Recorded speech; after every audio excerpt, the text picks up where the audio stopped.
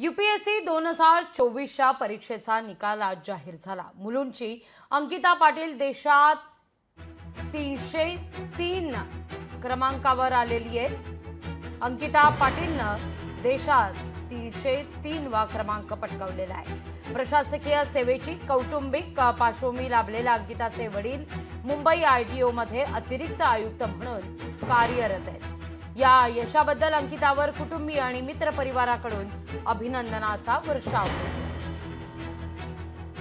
यूपीएससीचा जो माझा प्रवास होता तसं फ्रॉम डे वन बऱ्यापैकी मी कन्सिस्टंट किंवा हार्डवर्क जे आहे ते कन्सिस्टंटली एफर्ट्स पुट इन करत होती। वडिलांची आणि आईची रिॲक्शन ही माझ्यापेक्षा जास्त चांगली होती।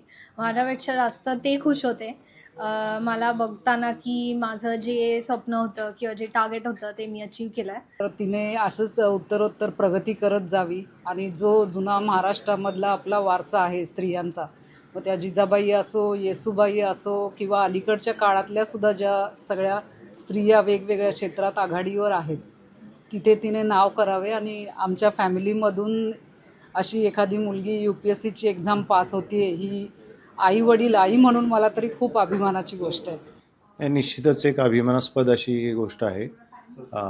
मुलींनी तिच्या प्रयत्नांनी आणि सातत्यपूर्ण अशा हार्डवर्कचं मुळे तिला हे यश मिळाले आणि त्याबद्दल एक वडील म्हणून निश्चितच एक अभिमान आहे आणि तिचे खूप खूप अभिनंदन।